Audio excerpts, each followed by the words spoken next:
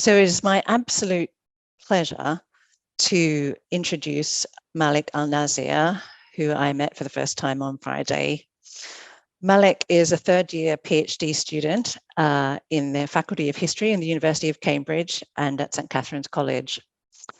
He's a performance poet, an author, and a public speaker. Malik delivered the keynote address at the Museums Association Annual Conference in 2021 on decolonising the archive, and the Federation of Human Rights Museums Conference in 2020 on the right to culture under Article 27 of the UN Declaration on Human Rights. His research on the amazing story of the firm Sandbach Tinne has been published in The Times, the BBC, The Guardian, The Daily Mail, and broadcast on the BBC World Service and BBC Radio 4, among others. Malik is currently writing his second book for HarperCollins entitled Searching for My Slave Roots. I never thought I would meet somebody who personally knew Gil Scott-Heron, but having met Malik, I now have. So thanks for that, Malik. I'll hand over to you now. Thank you very much, Katrina. I'm just going to share my screen. Just hopefully you'll all be able to see the slides. And I'd just like to welcome everybody here today and thank RLUK for hosting this, and to Katrina University Library at University of Cambridge for being so kind as to facilitate this. So my background is I'm of mixed heritage. I'm from a Guyanese father from what was British Guyana in South America, and a Welsh mother. My father was born in 1918, migrated to the UK and in the 1930s, and as a merchant seaman served during World War II, both as a colonial merchant seaman and from 1942 having volunteered for national service in the Royal Navy. And then he settled, had his children in Liverpool in the UK, and then from the age of about 9, my father unfortunately had a stroke, became a quadriplegic, and I was taken into local authority care. And as a consequence of being taken into local authority care, my development was completely arrested. I spent most of my time working on a farm instead of being in school. So by the age of 18, I was semi-literate. So you may think, how did I get to be doing a PhD at Cambridge if I couldn't read and write fluently at the age of 18? And that was all due to, as Katrina mentioned, my association with the civil rights activist and poet Gil Scott-Heron, who taught me through poetry to become literate. And what I'd like to do just to kick off this session is just to recite you a poem from that body of work, one that really encapsulates the need for me to be able to reassert my cultural identity in a kind of post-colonial world. And this is called Black and Tan. What would you say if I told you what I am? A human man of black and tan. Black is my heritage, African line, tan is my skin color, starved of sunshine. Starved in a world where the sun rarely shines, robbed is my heritage, tanned is my hide. Tanned is my hide every time I rise up and question the thieves that my heritage took. Starved of a future, a world without war, starved of a chance to make good by the law.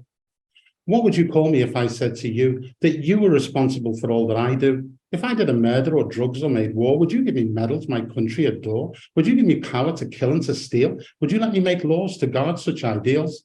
I think not somehow, though ironic it is, that you do for you all these things and do with a power you stole from my African line, abused and misused like my people through time, by you and your laws made for keeping us down and tanning our hides because our skin color's brown. I want you to know tan enough is my skin, and one day we'll return, back our culture will win. So I wrote that poem as part of a process of trying to become literate so that I could go on to college and university, so that I could seek justice from the system that had so abused me throughout my childhood and had left me so far behind the rest of civil society that I didn't have the requisite qualifications to enter a university. And with my father, by that time, was long dead, I didn't even know where I came from. And I was in a society where I was constantly being told, go back to where you came from, without knowing where that was. So that posed a range of questions for me. Who am I? Where do I come from? What's my cultural heritage? How do I reclaim it? It's being completely cut off by enslavement and colonialism. I really need to understand that. So I started looking into my heritage. And in 2002, there was a documentary by BBC Scotland about a black footballer called Andrew Watson, who captained the Scottish national side in the 1880s. And he looked like me. His surname was the same as mine. I changed my name to Malik Al Nasir in '92 when I became a Muslim. My name was Mark Watson. My father was Reginald Wilcox Watson. My grandfather was George Edward Watson, all hailing from Guyana, what was then British Guyana. So I saw this guy from Demerara, looked just like me, born in 1856, came to the UK as a very young man at the age of 3. And lived the life of a black Victorian gentleman, playing football up and down the country, and one of the pioneers of the very game as we know it today. So that started me on a journey. But as I started trying to see if there was a connection between myself and Andrew Watson, I was perplexed by what I came up with when I started trying to do archival research. So I faced a number of barriers. So the barriers to archival research ranged in their severity in terms of the impact that they had on me. Institutional collection policies was a key one. Many of the institutions didn't have any sort of prioritization around slavery in the colonial period. There was lots of focus on the Industrial Revolution and, the Napoleonic Wars and things that took place around that time. But until we had the Slavery Museum launched in Liverpool, there was very little emphasis on that period, particularly in regard to the narrative around enslavement and colonialism. And that's a narrative that is slowly beginning to change, but it's still heavily under-researched. And much of that is to do with institutional collection policies. I was recently informed by an RLUK member that a survey was conducted across all research libraries and found that only 5% of them had Black history as a collecting priority. So that was quite disturbing to me, but it was not something which I found particularly shocking, because as a Black person entering into the academy, I found it very difficult to find any literature from Black academics. There was very, very little when I was at university, particularly during my undergrad year. I had to bring most of my own literature from America. Then there was the issue for access for non-student researchers. My research started just after I had finished at university when I was doing a postgraduate diploma in 2000. So I'd started the research in 2002. I was no longer affiliated with the university. I needed to get stuff from the British Library. They would only give me a day pass because I didn't have an academic affiliation. What could I learn in a day? I had to travel all the way to London from Liverpool. It was expensive. I found very little in that short space of time. But even in the local libraries, such as Liverpool City Library, where they had a massive deposit of papers around the family of Andrew Watson, who I came to know as the Sandbach Tinne Company, that they had a number of family members who had made deposits of various different items and ephemera to the museum and to the local libraries over the years.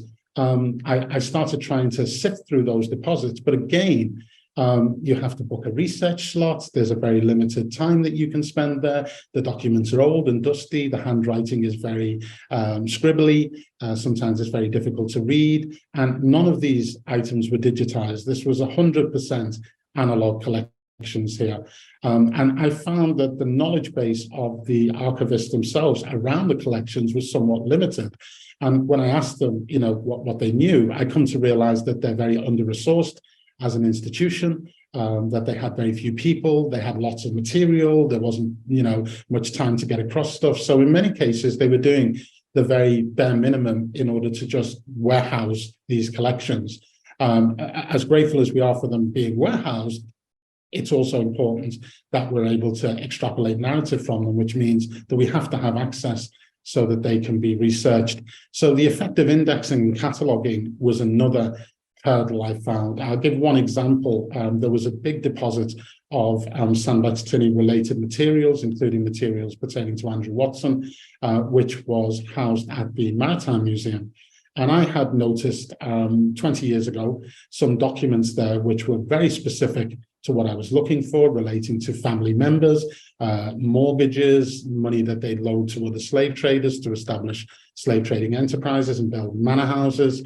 And I'd seen these documents with my own eyes. Some years later, when I tried to talk to the museum about identifying these documents and doing something with them, the curator of the museum swore to me that these documents didn't exist, that they just weren't there. Of course, I knew they were there because I'd seen them with my own eyes. It was only recently, whilst at Cambridge University, I did an internship at National Museums and Galleries, Liverpool, and the archivist there very kindly took me down into the archives, and we went through some of the collections, and only from her personal knowledge, we came to understand that it wasn't categorized as Sandbach Tinne. It was part of what was known as the Bryson collection. And Bryson was a guy who used to go around solicitors' firms in Liverpool when they closed down, and he used to gather up everything that they had. So it was indexed and catalogued on the basis of having been collected by Bryson, and there was no mention of Sandbach Tinne. So as a consequence of that, they were hidden, if you like, within another collection. And that's why it wasn't obvious to be able to sort of identify them. And even people working within the institution struggled to be able to do that, despite the fact that I absolutely knew they were there.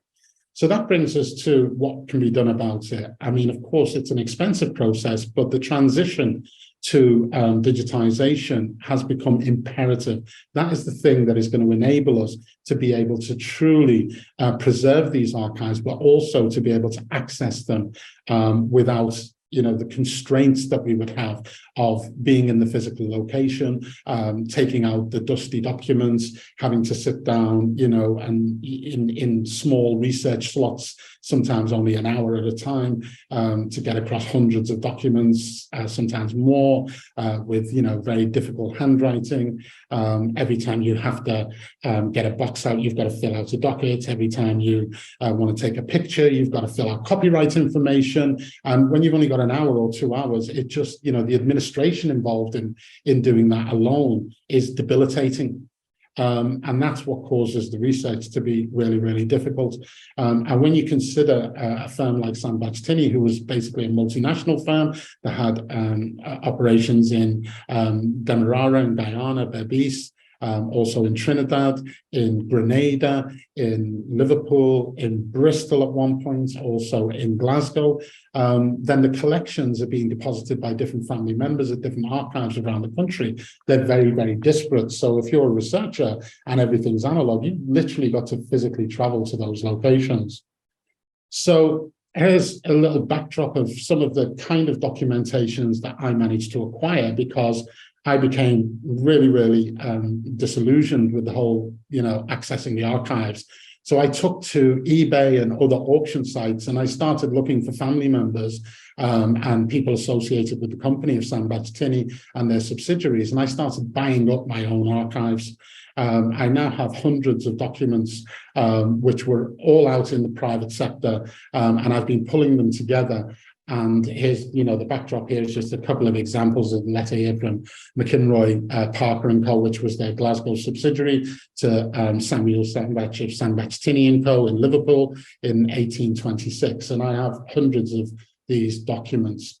And what I realized when I started looking at why the documents which pertain to slavery and colonialism were often not being prioritized, it wasn't just all a matter of library limited resources in the libraries and the collections, departments. It was also discriminatory practices as well.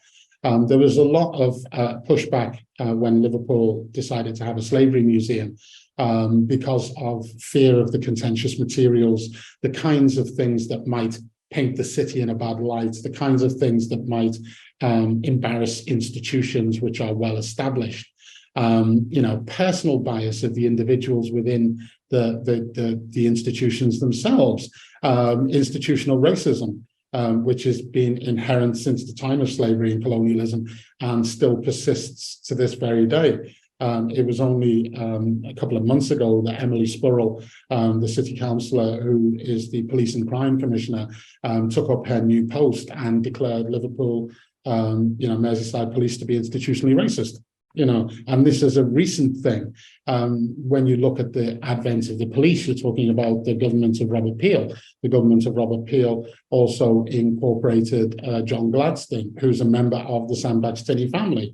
William Ewart Gladstone, a member of the Sandbach Tinne family. These are the people who were involved in the inception of and the development of the police. And they were slave traders and beneficiaries of slave traders. And before anyone starts putting in the chat about William Gladstone being an abolitionist, yes, he was an abolitionist. He was an abolitionist who advocated for abolition with compensation, at which point his father, John Gladstone, became the single largest recipient of slavery compensation, getting over £100,000. And when he died in 1851, William Ewart Gladstone and all his siblings inherited that. And he went on to become 4 times longest serving prime minister in British history, which one could argue was perhaps a quid pro quo for his father being the very architect of the slavery compensation scheme. What many people don't know is that the second largest recipient after John Gladstone was John Abraham Tinne, the son of Philip Frederick Tinne, a founder of Sandbach Tinne. And Gladstone's mother, Sarah Mackenzie Robertson, was third cousin to Samuel Sandbach's wife. So these guys wielded enormous power, not just mercantile and economic power, but also political and civic power. And they founded many institutions, the Royal Institution. They were, among the board of the Liverpool School of Tropical Medicine. They founded, or were among the founders of the Liverpool Athenaeum in 1797. There are many other things that they were engaged in, shipping rare plants to the Royal Botanical Gardens at Kew. They were involved in the development of the Liverpool Botanical Gardens. They created churches. There's actually a church in The Hague, which is a Church of England in The Hague, which is known as the Church of St. Philip and St. John, which is named after the founders, Philip Frederick Tinne and John Abraham Tinne. So John Abraham Tinne is the second largest slave trader in Britain in 1834 during the slavery compensation scheme, and he's now being canonized as a saint in his ancestral homeland of Holland. And, when we look at the contextualization of these characters in history, we have to consider this level of nuance. We recently did a project in Liverpool with the Walker Art Gallery where some Sandbach Tinne related materials had been given to the Walker Art Gallery. They were marble reliefs and they've been hanging uncontested for 70 years, for 50 years in the Walker Art Gallery. And these marble reliefs were commissioned by Margaret Sandbach, who was the granddaughter of the abolitionist William Roscoe, but she married the slave trader Henry Robertson Sandbach, son of Samuel Sandbach, namesake of Sandbach Tinne. And she used the slave trading money to patronize the arts. And she patronized this sculptor, John Gibson. He produced these wonderful marble reliefs. They were given to the Walker Art Gallery. They're hanging on the wall 50 years.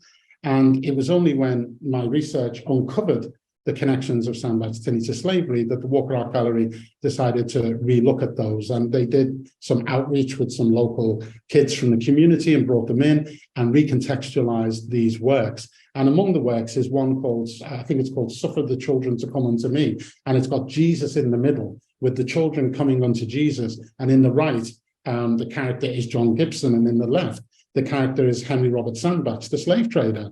So, he's casting himself in marble with Jesus. And you find much of these kinds of things when they're building churches. Many of the family members were writing books on ecclesiastical jurisprudence. They were patronizing, many causes, which, became these kind of institutions that people would much prefer not to have those contentious materials associated with. So these collectively are among the legacies of slavery and colonialism, which, bring about, if you like, or facilitate discriminatory practices within the institutions, whether that's at the individual level or at a more macro level. And that reflects within the sector. And you can see that by the lack of diversity within the archival sector, as well as the academy. So what do we want to do about that? So I pulled together with a team of other individuals from institutions who you can see here, the Sandbach Tinne Project, which initially started with National Museums and Galleries Liverpool, asking me to curate something from their various different collections that could be displayed to recontextualize some of the materials that they hold, but also to start to digitize and decolonize some of their collections. So that sort of expanded. I took my own archive of materials when I started my PhD at Cambridge. University Library were kind enough to give me a grant and to allow Cambridge Digital Humanities to work with me to develop the Sandbach Tinne archive, which is much of my collected personal private collection of ephemera, having been digitized, and that will sit when it goes public on Cambridge University Library alongside Isaac Newton's papers and, Darwin's diaries and so on. So that's a really important place for me to be able to have this because of the kind of traffic that's driven there to raise the spectre, if you like, of the importance of this collection.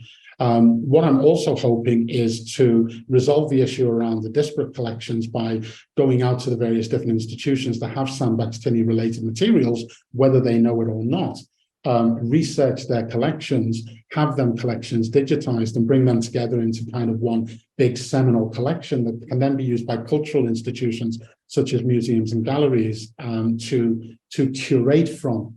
But also to capacity build people from the victim group along the way to help diversify the employment within the sector, because there are very few Black archivists, there are very few Black curators, there are very few Black professors. So what we're doing with the institutions that have been involved, University of Glasgow, University of Bristol, University of Liverpool, University of Cambridge, National Library of Scotland, Liverpool City Council, who control the library, National Museums of Liverpool, my own company, Yesternight Productions, and the Cambridge University Think Lab, we commissioned a piece of work to sort of work out how we can put together a governance structure and a delivery strategy for this kind of nationwide and also international project to see where we can assess these collections, where they are situated, have them researched, hire researchers to go in and extrapolate the new narratives, to curate from those narratives and to create modular exhibits that can be displayed in galleries, museums, universities, etc., to change the narrative and kind of widen the conversation around Sandbach Tinne's role in slavery and colonialism. So the Cambridge University Think Lab have been working with me from October of last year to date. They've just completed phase 1 to work out from all of the partners that are involved in this, what we're going to produce, if you like, as a delivery strategy. And part of that will involve also looking to create some studentships and scholarships and to fundraise for those, to take on some Black academics, to provide PhD studentships for them so that they can start looking at their own histories. Because what I found in the sector as well, much of the history around slavery and colonialism is written by white academics, and much of the narrative is around abolition. So on the left here, well, it's my left, it might be your right, you'll see some of the ephemera and the documents that I own and that form part of the Sandbach Tinne archive. On the right, you'll see a family tree of the key Sandbach Tinne members, within that family tree, you'll see political figures that are also, ministers of religion, people writing books on ecclesiastical jurisprudence. There's scientists and people who were very much involved in not just establishing institutions, but also endowing with their immense wealth institutions within the academy. So what was Sandbach Tinne involved in, and to what extent were they across the British Empire? Well, their influence was massive when they're looked at as a family. The kind of prosopography that emerges from looking at the family tree, which is the way I came at this, shows a very different picture than when you're looking at just individuals like Gladstone, who has a massive thing in his own right. But when you contextualize him with someone like Samuel Sandbach or Philip Frederick Tinne, and you start looking at their connections, you see a much bigger picture. So in regard to enslavement, they had plantations in Grenada, Demerara, Berbice, Trinidad. They were also involved, certain family members were involved in plantations in Charleston and Virginia. They had shipping lines, not just one shipping line. Sandbach Tinne had the house shipping line, but individual family members had their own ships. Gladstone had a shipping line. Railways, they were involved in the building of the Liverpool-Manchester Railway. Philip Frederick Tinne paid for the survey. I've just purchased some documents from John Gladstone about his involvement as well. They built the railways in Australia and Tasmania, and they were very involved in Scotland in the very early days of railway in commissioning the design of engines that went on to become the commercial engines that we know today, thus creating a direct connection between Sandbach Tinne slavery and the development of mass transit in the Industrial Revolution. Banking, they formed the Bank of Liverpool in 1831. During the latter days of slavery, the Bank of Liverpool acquired Martin's Bank, which then went on to become a substantial proportion of Barclays. Between them, they swallowed up, between Martin's and Bank of Liverpool, they swallowed up over 69 banks, mostly slave trading banks. So substantial amounts of that money went into Barclays. They had their own insurance company, Caledonia Insurance, which went on to become Guardian Insurance, which today you know as AXA. They were involved in politics and civic office. Samuel Sandbach was mayor of Liverpool in 1831. He was High Sheriff of Denbighshire. They were involved in the corporation, the Liverpool Corporation, which at that time was controlled by bondholders. When they were bankrupt, Samuel Sandbach financially bailed them out. The money then went over to, for the account of the Liverpool Corporation, went to the bank that he was associated with. And when his bank acquired that bank, the corporation's money went over there as well. That was Arthur Haywood and Sons. That was then acquired by Bank of Liverpool, and then that was acquired by Barclays. And Liverpool City Council's account today sits in Barclays. They were commodities brokers. They were heavily involved in industrialization. They got involved in tourism. Some of the family members were involved in the Highland clearances. They were clearing off islands so that they could have the estates for hunting and fishing. And then they were sending railroads there to, you know, the best grouse hunting and the best salmon fishing.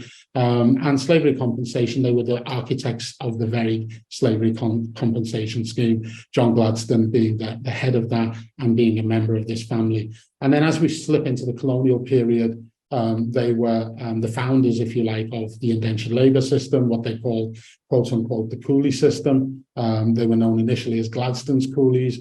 Sandbach Tinne, along with Gladstone and others, monopolised that trade, bringing in indentured labour from China and India into the Americas, particularly South America and the Caribbean. Steam technology, Andrew Watson himself trained as a steam engineer. Many of the family were heavily involved with companies like Merleys, Watson and Co. in Scotland, who were producing engines, shipping them out to their plantations in Demerara. They also made a transition for their steamships, including the explorer Alexine Tinne, who had a yacht paid for by John Abram Tinne, which she was out there doing her explorations in the Nile.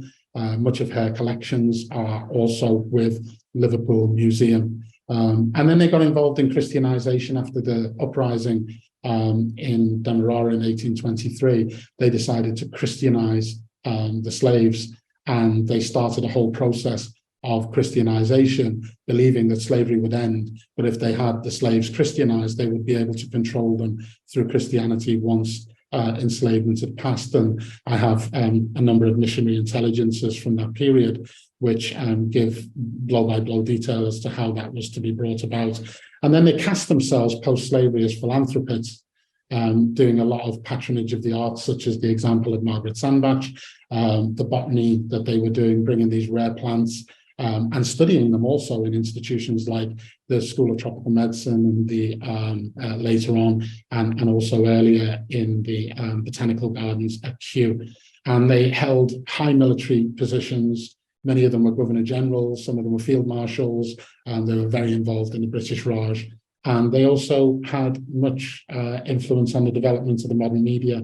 They built Liverpool Town Hall and the Liverpool News Exchange, which today people who come to Liverpool will know as Exchange Flags, which was the world's first press office.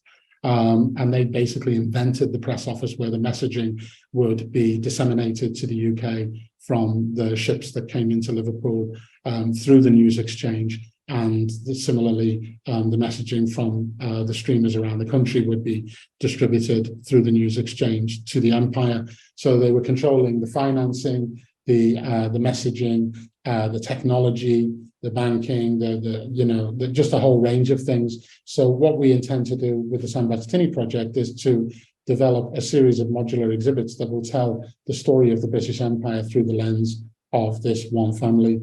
And just in winding up, this is a caption from the digital collection that I have been working with Cambridge University Library and Cambridge Digital Humanities. Have been digitizing this, utilizing the standard TEI methodology for encoding these collections so that they will be able to incorporate other similarly encoded archives to bring them together digitally, using also the IIIF methodology for the encoding of the images. And you'll see an image here of Samuel Sandbach himself and his wife, Margaret Robertson, who I'm a direct descendant through enslavement of Samuel Sandbach's slaves, and Margaret Robertson's sister, and their daughter, Margaret Sandbach, in the bottom right-hand corner of the family group, married John Abram Tinne, who's sitting next to her on the left, who was the second largest recipient of slavery compensation in 1834 after John Gladstone. And this is a sample of the collection and how we intend to unite these other collections once they're digitized and available to be encoded and searched. So in order to lift the barriers, we need to create research opportunities for Black academics, developing positive action doctoral training partnerships. We're also pushing a bill through Parliament. We have the Access and Participation Bill, which is currently going through the House of Lords. It's had its first reading in the House of Lords, which I developed with the All Party Parliamentary Group on Race Equality and Education, founder Lamaya Sharee. We're also doing a policy document, which is being co-funded by University of Liverpool and University of Bristol, on the need to lift the barriers to Black academia, to bring more Black academics through the pipeline into the professoriate. We are also working on initiatives to capacity build and engage with communities. The Sandbach Steering Group was one of those examples that we did with the Walker Art Gallery and National Museums Liverpool to do outreach to young people, to get them to engage with the materials, but also to teach them, the skill set that are necessary to be able to go in and recontextualize some of these materials. The objective is really to make these contentious materials accessible through digitization, and inadvertently that will contribute towards the decolonisation and the recontextualisation of these items. So we're not just looking at someone who was, Gladstone, the abolitionist, or Margaret Sandbach, the philanthropist. We're looking at the beneficiaries of enslavement and colonialism.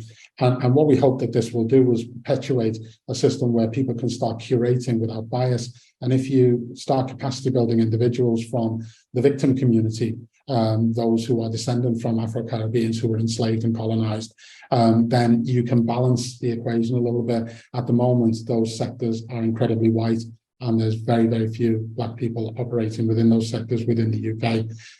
What we also hope would happen is that many of you who are involved in the sector might consider adopting Black history as a collecting priority. And I will stop there and hand back over to Katrina, and I'll be glad to take some questions. Thanks, Malik. Thank you so much for sharing your story with us, which just touches on so many massive themes in contemporary society. It really strikes me that the work that you do is very much in the tradition of Arthur Schomburg, in looking at archival collecting of Black history in particular as a way of, as a method of recovery and of transformation, rather than just documenting the business activities of institutions. And the other thing that strikes me as well is how you proceeded quite independently when you started out on this journey. And I was interested to ask you the other day how you went about acquiring the Sandbach Tinne archive that you have yourself, and wondered if you could say a little bit about that before we move on to some questions from the rest of the group. Sure. The acquisition of the archive was purely driven by necessity. It was purely because of the inaccessibility of the archival materials that were there. There was a rich set of archival materials that were perfectly suited to me doing this research. They were just not accessible to me. And as a consequence of that, it was just made the research impossible. And I was desperate to find out who I was and where I came from, and my family tree, and who these characters were and what they did. And it was really important to me. I'd been cut off from my history, so the imperative was driven by compulsion. So when I saw these documents, initially it was just one or two documents that came up on eBay, and I'm searching away for a particular family name to see if I can find something. I see a document on eBay that this guy wrote a letter to that guy, and I just bid on the letter and bought it. And then, over time, I managed to get half a dozen, and then it was a dozen, and, different names started to appear. So I had new strands to go and look at, and different companies. And at first I didn't know how interrelated these people were. I just thought, oh, this guy works for this company. It was only when I started to look at the cross-referencing with the genealogical information that I realized that they were actually interrelated through marriage, at which point a completely different narrative starts to emerge. And then everything pertaining to that company became important. So the search widened. And then, there was a lot of stamp dealers that used to collect this ephemera. Some for the just rare stamps, penny blacks and twopenny blues and, penny browns and so on. So these stamps are, some of them can be quite rare and valuable. But in the pre-stamp era, some of the postmarks were actually considered valuable as well. So these philatelists were collecting this stuff and just selling it off. And then on one occasion, I just happened to do my, sort of routine eBay search, and there was a whole batch of over 100 of these documents being sold off as a job lot, and it was thousands.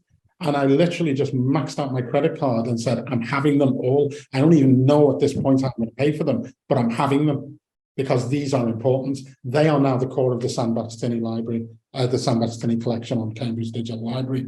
And another occasion, the photographs that you saw, the carte de visite from the 19th century, someone was selling those 12 of them individually. And there was a few family members and characters that I knew and I identified. So I bid on them, and I paid ridiculous. I think I paid £500 for 12 pictures. And the guy was really happy when I think out of the 13 that came up, I won 12. So I got them, and I just messaged him and said, oh, by the way, do you have any more? And he went, well, I've got these 2 books that they came in, but they're really heavy and it's expensive to post. But if you give me 40 quid to pay for the postage, I'll let you have them.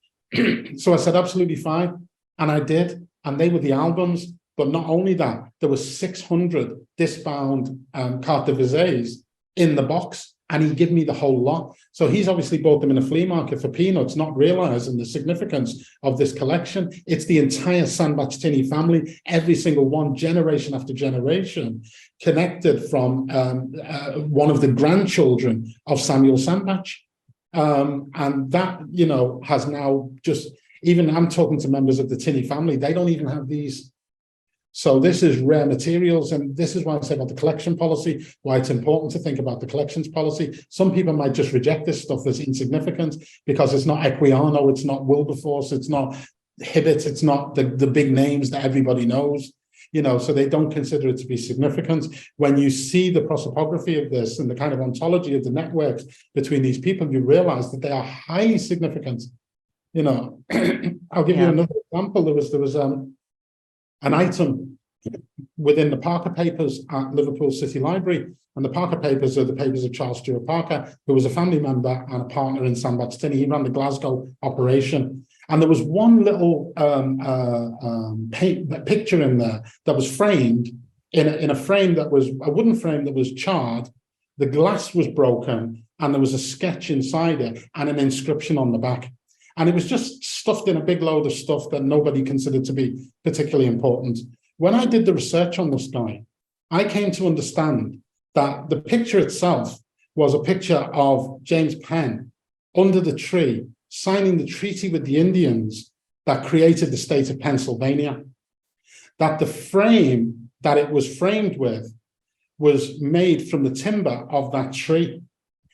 The broken glass and the charring of that frame was from the house of James Parker, the last Paymaster General, the father of Charles Stewart Parker, a founder of Sandbach Tinne.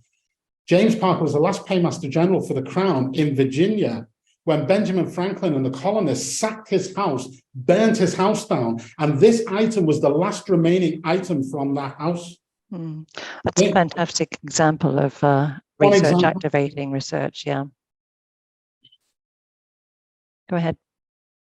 So yeah, I mean, this just gives you an example of the significance of some of the things that's within the Parker Papers, and there's boxes and boxes of that stuff. No one thinks it's important because everyone's like, who's James Parker? So Malik, we've got some more questions from the attendees at the seminar. So we've got one from Abigail Bernard, who's congratulating you on the work that you do and asking, will you be looking for persons as part of your team who are not affiliated with the university, but can assist your team with their skills like research and contribute regarding their family history? I'm interested in anything Sandbach Tinne related, and we have a number of people. I'm working with a lady called Alice Kinghorn at the moment, who's based in Bristol. She's been commissioned by University of Bristol to look into Bristol connections to Sandbach Tinne, and University of Bristol have agreed to finance a conference on Sandbach Tinne, a 2-day conference in September of this year. One day is going to be dedicated to people who want to do panel discussions or present papers on all things Sandbach Tinne. And another day will be workshop of the strategic partners who are involved from all the universities and the cultural organisations, museums, archives, etc., who have been engaging with Cambridge University Think Lab to work out the governance structure and the delivery vehicle for the establishment of the Sandbach Tinne Project. And that will be a workshop that closed just to the strategic partners. I'm in the process of planning that with the Pro-Vice-Chancellor at the moment. We're not going to be having an open call for papers, but if anyone has specifically Sandbach Tinne related research that they're interested in doing and they would like to present a paper at that conference, I'll be happy to consider that. We do need to keep the focus on Sandbach Tinne related stuff. So I'm going to be reaching out to the people that I already know. There are people who are doing amazing work in this field. Jed O'Brien at the Scottish Football Museum, founder, who's doing stuff on Andrew Watson. David Alston's work is superb on slaves and Highlanders. There's also Emily Clark, who's doing work, a PhD at Edinburgh University on Sandbach Tinne, the early years. So there's so much stuff that's out there. Juanita Cox through Guyana Speaks. You know, there's a lot of people out there who I'm going to be speaking to and asking them to think about contributing papers and panel discussions. for that conference, and the planning for that is now. So if anyone is particularly interested in presenting a paper or doing something and having some input on that, please do reach out. But I'm quite happy to engage with anyone who wants to go off and do some Sandbach Tinne related research, and I'll gladly point them in the direction of collections that I know are there, I've identified, and stuff that I haven't been able to get around to at the moment. Glasgow University have done some stuff as well. Christine White has been doing stuff on Merleys Watson and Co. from the Scottish Business Archives. They were building sugar machinery that was shipping out to Sandbach Tinne plantations, steam stuff. Somebody else just reached out to me from another company in Preston who was producing sugar machinery for Sandbach Tinne. So, you know, there are people who are specialists in shipping and, you know, there's a whole range of different things that they span. So I'm going to try and, you know, cover as many of those in that day as possible. So I would welcome any input from people who are interested in doing some of that. I'll be happy to direct them. Fantastic. There's a similar question actually, which is how can people contribute as a non-academic? I'm deeply interested in the archival and information studies industry, but it's incredibly hard for me to enter at the moment. That's from Dakota.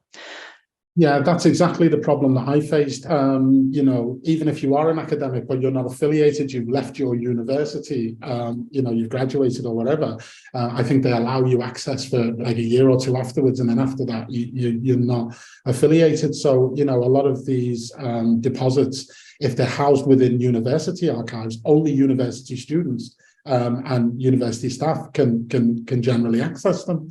And that's something I think from a policy standpoint that university libraries may want to start thinking about. You know, I do realize and recognize the significance and the importance of having the priority for the library spaces to go to the students who are paying, you know, the fees to be there. But if you're not in a position to, you know, go 50 grand in debt to do an undergraduate degree, you can't access the libraries. You know, there's 1 million volumes in the Sidney Jones Library in Liverpool. Cambridge has got more, but you can't go into those institutions and just be in those libraries if you're not, you know, paying the fees and being a student there. So in that sense, the digitization becomes more of a priority because through that digital shift and investing in that digital shift, you are effectively liberalizing and democratizing those collections and making them more accessible to other institutions. This is something that's been done by University of Florida through DLUK, the Digital Libraries of the Caribbean, who are also in talks with as well.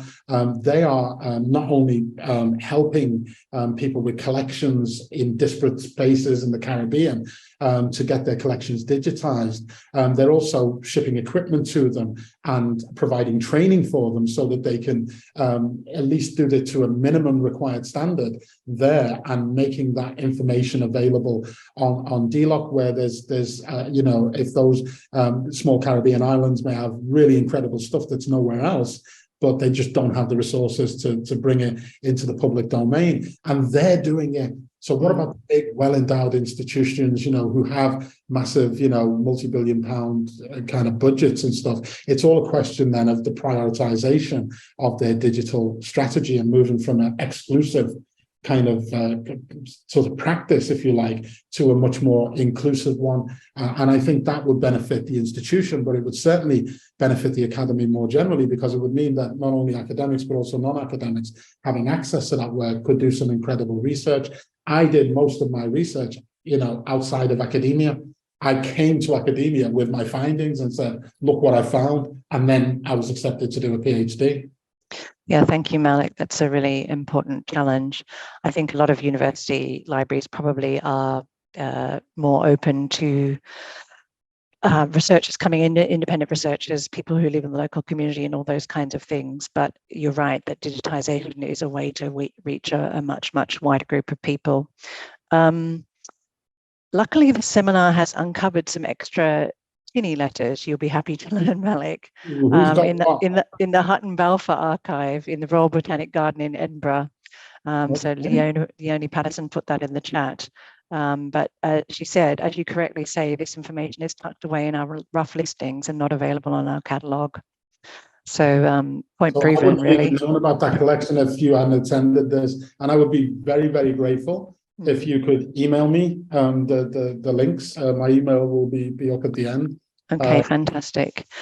So there's about five minutes or so left. There's no other questions, so I guess I'll end with another question, which is, how do you think we as archivists and librarians can work with others to do better at getting the stories out to those who need to access them? Well, I think there's a sort of certain reality within the archive sector. It's not a money spinning sector, so it doesn't have the kind of commercial imperative that you would find with other sectors. And I think because of that, the funding that would be sort of driven towards the sector can sometimes mean that there is limited resources in terms of human resources for archivists and librarians. And as a consequence of that, what they can actually do with the vast collections that they have is somewhat limited. So I think it really requires the people at the sharp end who, are dealing with these collections on a day-to-day basis and who understand the collections to really make the case within their respective institutions for prioritization of the digitization strategy. And within the context of that, these collections just by default will yield new narratives and new stories, which will become incredibly important in the public domain and will drive traffic back to the institutions.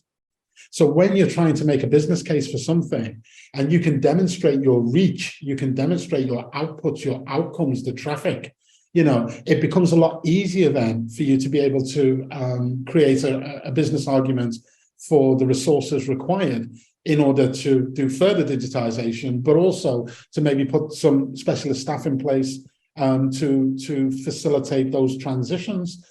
Because much of what I faced when I started going to these places and talking to these librarians and archivists was, we just don't have the time, we just don't have the resources, we just don't have the manpower. That was just something that was just over and over and over again. So at some point, somebody's got to see the significance of what these collections are and recognize the quantum shift that has occurred in the way, information is transmitted these days and come into line with that. To have a university, the recent university I was talking to, tell me that, that they had 95% of their collections were still analog and they hadn't yet had a digital migration strategy. Was quite shocking to me, because you would think that the universities who've pioneered the technology would be at the forefront of the digital migration. To find that they haven't prioritized in that way suggests that even though they're developing the technologies for others, that they're actually lagging behind themselves, and they hold, in many cases, the most significant collections.